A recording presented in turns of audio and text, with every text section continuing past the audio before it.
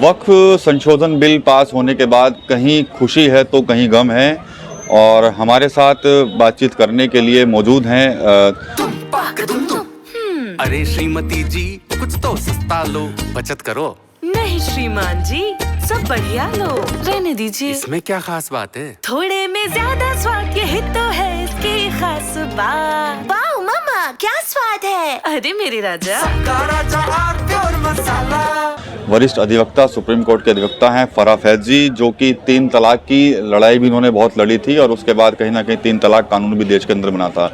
और जब वक्फ संशोधन की बात चल रही थी तो इनसे भी सुझाव मांगा गया था, जेपीसी ने इनसे भी सुझाव मांगा था। बात करने के लिए फराह फैज जी, उनसे बात कर लेते हैं। कहीं तो लोग खुश हैं इस बिल से, कहीं लोग मायूस भी हैं, तो आप कैसे देखते हैं? आप खुश हैं, मायूस हैं? नहीं, मायूस तो बिल्कुल नहीं है, खुश हैं इस बिल के आने से, क्योंकि इससे जो है वो जो माफियाज हैं वक्फ की प्रॉपर्टीज़ पर काबिज़ हैं, तो उनका वर्चस्व ख़त्म हो जाएगा। और शायद इसका जो प्रयोग है, जो मुस्लिम कम्युनिटी के जो लोग हैं, नीडी हैं, जिनके लिए ये वक्फ किया जाता है, उन लोगों के बेहतरी के लिए इस्तेमाल हो सके, अब ऐसी उम्मीद जगने लगी है। आपने क्या कुछ संशोधन के लिए कुछ आपने सुझाव दिए थे? हाँ, संशोधन के लिए सुझाव थे और उसमें वेलकम स्टेप्स ये रहा कि जो लेडीज़ का एक नॉमिनेशन है इसमें, वो इसमें आया है। 2 महिलाएं भी इसमें रहेंगी इसकी कमेटी में।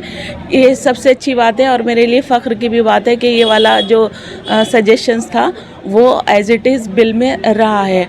अभी हम लोगों की कोशिश ये रहेगी कि जो वक्फ की प्रॉपर्टीज़ हैं उन पर जो डेस्टिट्यूट मुस्लिम विमेन हैं उनके वेलफेयर के लिए, जो नीडी चिल्ड्रन हैं, जो ऑर्फन हैं, उनके बेहतरी के लिए जो भी काम हो सकते हैं वो उस प्रॉपर्टी का इस्तेमाल जो है उस तरह से होना चाहिए। कहा गया है कि अगर संपत्ति वक्फ पड़ने से पहले उन जो मुस्लिम महिलाएं हैं उनका भी हिस्सा देना पड़ेगा दान करने से पहले। बिल्कुल, क्योंकि देखिए अभी क्या है कि जैसे वक्फ अलल औलाद भी इसमें था, वो वाले अगर हम पोर्शन पे जाते हैं तो उसमें सिर्फ जो बेटे हैं वही उस प्रॉपर्टी को एंजॉय कर रहे थे। लड़कियों की शादी होने के बाद में कोई मतलब कोई वास्ता या किसी तरह का भी जो हिस्सा था या किसी तरह की भी ज़रूरत पड़ने पर लड़की को उसमें कोई दखल नहीं दिया जाता था।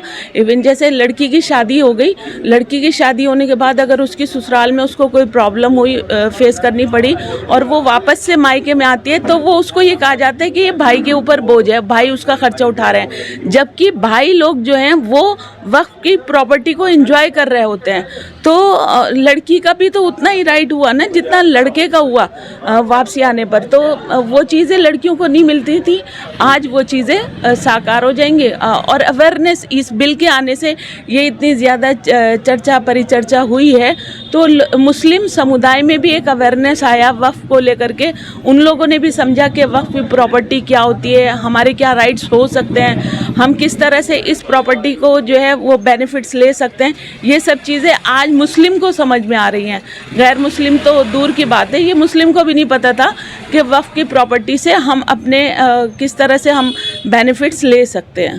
अच्छा, आप लोग तो कह रहे हैं कि भाई अवेयरनेस है, अब जाग रहा है समाज, लेकिन अभी भी कुछ लोग हैं उनको बारे में पता ही नहीं। वो कह रहे हैं कि हमारी मस्जिदें कब्जा लेंगे, हमारे कब्रिस्तान खुद कर दिए जाएंगे। वो सिर्फ इसलिए है क्योंकि देखिए हमारे कंट्री में जो है वो वोट बैंक पॉलिटिक्स हावी है। और जैसे कुछ सो कॉल्ड नेता हैं, असदुद्दीन ओवैसी हो गए, हमारे यहाँ से इमरान मसूद हो गए, कांग्रेस पार्टी से जो बिलोंग करते हैं या असदुद्दीन ओवैसी की पार्टी से जो लोग बिलोंग करते हैं, ये नेता जो हैं उनको लगता है कि मुस्लिम समुदाय पर सिर्फ और सिर्फ इन लोगों का अधिकार है, इन लोगों का आधिपत्य है और वही वोट बैंक इनके काम आने वाला है। तो इन लोगों का मकसद है उनको मुस्लिम कम्युनिटी को गुमराह करके रखना और उसका इस्तेमाल अपने लिए इलेक्शन के टाइम पे करना। तो कहीं ना कहीं ये वर्चस्व ख़त्म हो जाता है। अगर वो इस तरह की बात नहीं कहेंगे तो मुसलमानों को भी ये लगने लगेगा कि हमारा कोई रिप्रेजेंटेटिव नहीं है। तो ये सब चीज़ें, इसके अलावा और कोई नहीं है। जिस दिन भी ये वोट बैंक पॉलिटिक्स ख़त्म होगी, लोग जो हैं इनके शिकंजे से बाहर आएंगे, तो ये सब चीज़ें ख़त्म हो जाएंगी। अभी ऐसा सिर्फ वही बोल रहे हैं जो इनके इन्फ्लुएंस में है। अदरवाइज़ आप पढ़े लिखे तबके से बात कीजिए, आप जो इस तरह की समझ रखते हैं या इस चीज़ों के को समझने लगे हैं, तो उनसे अगर आप बात करेंगे तो कोई भी इससे नाराज़ नहीं है, बल्कि खुश है। अच्छा, ये तो कह रहे हैं कि भाई अब हम सुप्रीम कोर्ट जाएंगे इसके बिल के खिलाफ, जो विपक्षी दल है। हाँ, उनका मकसद है इस लड़ाई को ज़िंदा रखना। अगर ये लड़ाई ज़िंदा रहेगी तो वो ज़िंदा रहेंगे।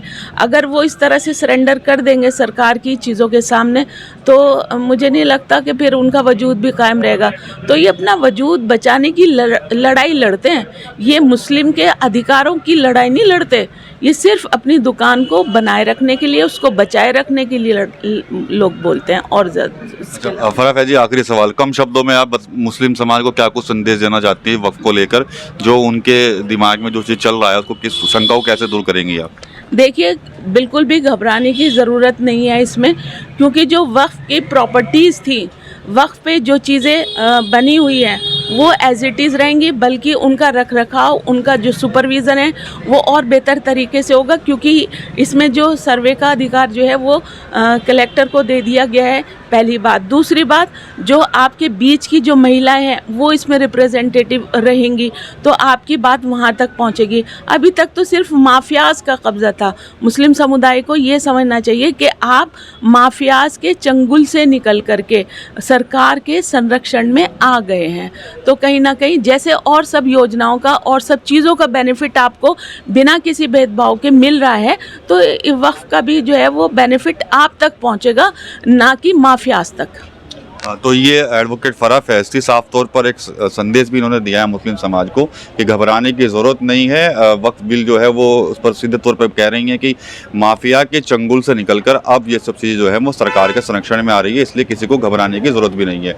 टीवी 9 यूपी के लिए सहारनपुर से विकास कपिल। अरे श्रीमती जी, कुछ तो सस्ता लो, बचत करो। नहीं श्रीमान जी, सब बढ़िया लो, रहने दीजिए। इसमें क्या खास बात है? थोड़े में ज्यादा स्वाद, यही तो है इसकी खास बात। वाओ मम्मा, क्या स्वाद है। अरे मेरे राजा, राजा और प्योर मसाला।